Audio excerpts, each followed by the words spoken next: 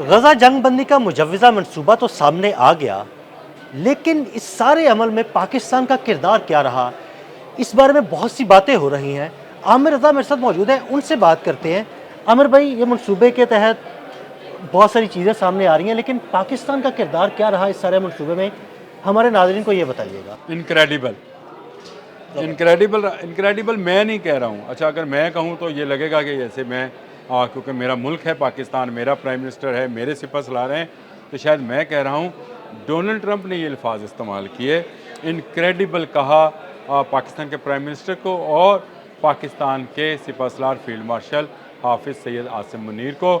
और उसके बाद आप इंडियन अखबार से उठाकर देख लें, इंडियन मीडिया उठाकर देख लें, आपको ये लफ्ज़ मिलेगा कि Donald Trump hails Pakistani prime minister and Pakistani field marshal. उनको तो वैसे ही आग लग जाती है ना आमिर देखिए, भाई। आग तो उनको लगी, लेकिन उस बात को तो वो तस्लीम कर रहे हैं कि इस वक्त पाकिस्तान को पूरी दुनिया में सताइश की नज़र से देखा जा रहा है। डोनाल्ड ट्रंप के साथ जो हमारे प्राइम मिनिस्टर की मुलाकात हुई थी, उसमें एक फ़ौजी जवान एक नक्शा लिए खड़ा था, जिसके ऊपर हमारे हाफिज़ आसिम मुनीर साहब खड़े थे और शहबाज शरीफ साहब, और साथ में डोनाल्ड ट्रंप थे।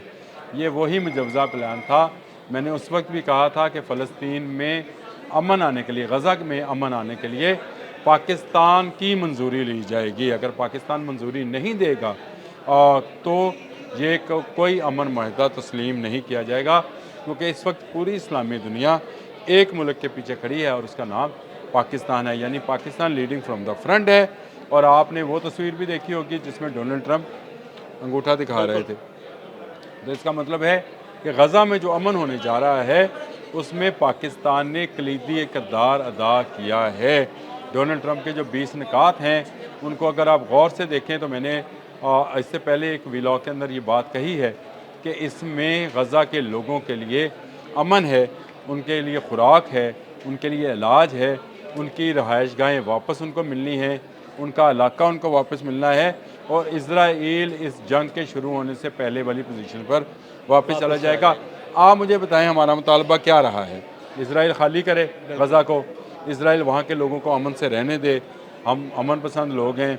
गज़ा के लोगों को खुराक, अद्वियात और उनको ज़िंदगी की बुनियादी ज़रूरियात फ़राहम की जाएँ।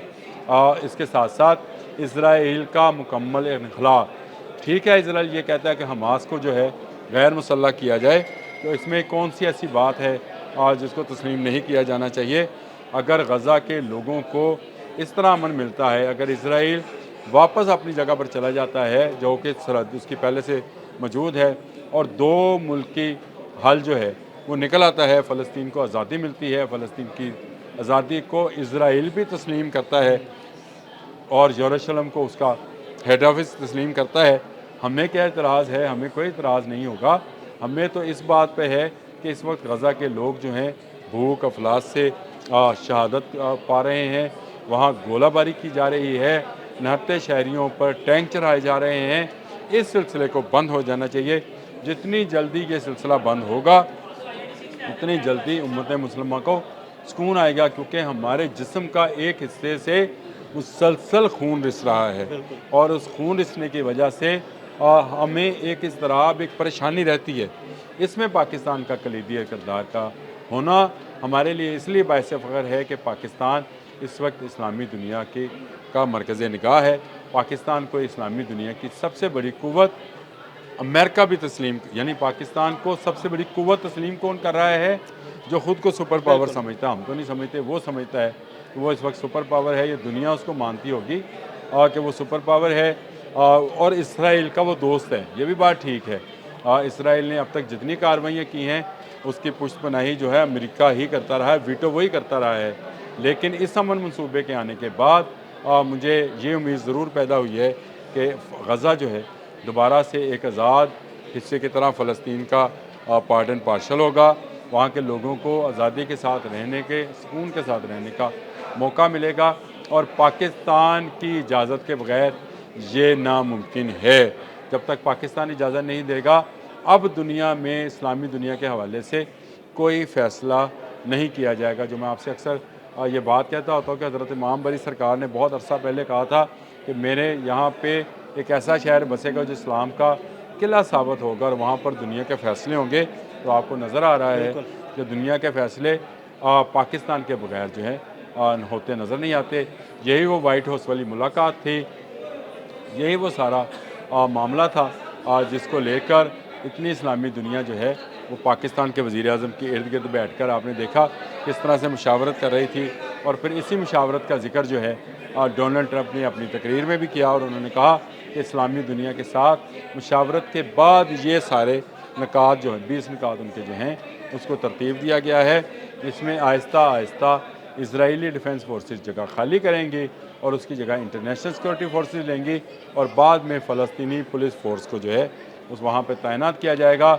इसराइल वापस पहले वाली पोजीशन पे जाएगा जो गज़ा पर हमला करने से पहले था और गज़ा के अवाम को वहाँ से नहीं निकाला जाएगा। यही वो चंद मुतालबात हैं जो हम हमेशा से करते चले आए हैं और यही मुतालबात अगर तस्लीम कर लिए जाते हैं गज़ा के लोगों को अमन मिलता है और पाकिस्तान में उसका कलीदी किरदार होता है तो आपके लिए मेरे लिए दिल साहब ये बड़े फ़ख्र की बात है और इस पर हमें बिलाशुबा फ़ख्र होना भी चाहिए। इस माहदे में एक आखिरी जो है आखिर का एक अमन का रास्ता तो सामने आया। इससे पहले तो सिर्फ गज़ा के लोगों के लिए जो थी तबाही और बर्बादी थी, गज़ा के लोगों के लिए शहादतें थी, भूख थी, अद्वियात का ना होना था, हॉस्पिटल्स की तबाही थी और कैंप्स में आपने देखा कि भूखे लोगों पर किस तरह से बमबारी की जा रही थी। अगर इस अमन मुआहदे पर अमल दरामद शुरू होता है तो अगले चंद रोज़ में आप देखेंगे कि गज़ा में रौनकें बहाल होना शुरू होंगी, वहाँ तामीरात होना शुरू हो जाएंगी और गज़ा की कमेटी में जो मुझे नज़र आता है जिस तरह पाकिस्तान ने इस अमन मुआहदे के लिए कलीदी किरदार अदा किया है उस कमेटी में भी पाकिस्तान की शमूलियत होगी। तो पाकिस्तान पिछले चंद माह में इस वक्त पूरी दुनिया सिर्फ मुस्लिम दुनिया का नहीं पूरी दुनिया का मरकज़ निगाह बना हुआ है और यह पाकिस्तानियों के लिए बड़े फ़ख्र की बात है कि पाकिस्तान की एफ़र्ट से पाकिस्तान के वज़ीर आज़म और सिपह सलार की एफ़र्ट से अगर गज़ा में अमन होता है तो ये हमारे लिए बाइस इत्मीनान भी है और बाइस फ़ख्र। जी बहुत शुक्रिया आमिर भाई। जी बिल्कुल, आमिर भाई ने बड़ी तफसील के साथ आपको इस जंगबंदी मनसूबे के बारे में बताया और पाकिस्तान का क्या किरदार है इसमें, इस बारे में भी आपको तफसील से बताया। आदिल अहमद और आमिर रज़ा को इजाज़त दीजिएगा। अल्लाह हाफ़िज़। इंडियन मीडिया उठाकर देख लें, आपको ये लफ्ज़ मिलेगा कि Donald Trump hails Pakistani prime minister and Pakistani field marshal. उनको तो वैसे ही आग लग जाती है ना आमिर देखिए आग तो उनको लगी, लेकिन उस बात को तो तस्लीम कर रहे हैं कि इस वक्त पाकिस्तान को पूरी दुनिया में सताइश की नज़र से देखा जा रहा है। डोनाल्ड ट्रंप के साथ जो हमारे प्राइम मिनिस्टर की मुलाकात हुई थी उसमें एक फ़ौजी जवान एक नक्शा लिए खड़ा था जिसके ऊपर हमारे हाफिज़ आसिम मुनीर साहब खड़े थे और शहबाज शरीफ साहब और साथ में डोनाल्ड ट्रंप थे। ये वही मुजवज़ा प्लान था। मैंने उस वक्त भी कहा था कि फ़लस्तीन में अमन आने के लिए, गज़ा में अमन आने के लिए पाकिस्तान की मंजूरी ली जाएगी। अगर पाकिस्तान मंजूरी नहीं देगा तो ये कोई अमन मुआहदा तस्लीम नहीं किया जाएगा।